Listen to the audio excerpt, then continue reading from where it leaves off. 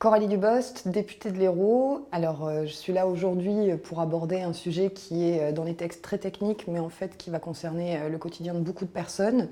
C'est ce qu'on appelle la PPL Dublin, PPL pour proposition de loi, et Dublin parce qu'elle touche à l'application du règlement Dublin, qui est un règlement à l'intérieur d'une zone européenne qu'on appelle l'espace Schengen, et qui organise la répartition entre les États des demandes d'asile.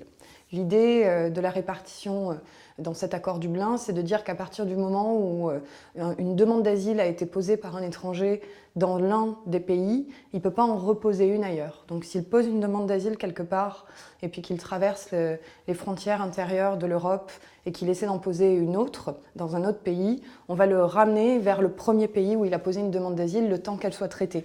Cette proposition déconstructive est soutenue par le gouvernement. Pour placer les gens en rétention, elle se basait sur des critères qui sont ceux déjà inscrits dans le Code des étrangers de l'immigration irrégulière classique. Ce sont les critères de ce qu'on appelle l'OQTF, l'obligation de quitter le territoire français. C'est une mesure d'éloignement vis-à-vis d'une personne immigrée en situation irrégulière.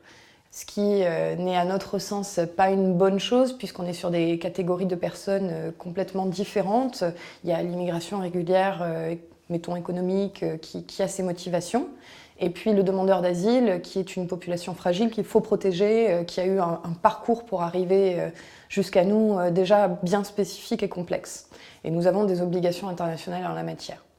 Pour ce faire, nous sommes venus aménager chacun des critères. Il y en a une dizaine. On a évacué tous les critères de l'OQTF et on a créé des critères bien spécifiques, adaptés aux demandeurs d'asile, qui respectent à la fois la Convention de Genève, qui respectent la Convention européenne des droits de l'homme, qui respectent la Charte des droits de l'homme de l'Union européenne. Nous avons essayé de trouver cet équilibre entre la bonne efficacité du règlement Dublin et un traitement digne de l'ensemble des personnes qui ressortent de cette procédure.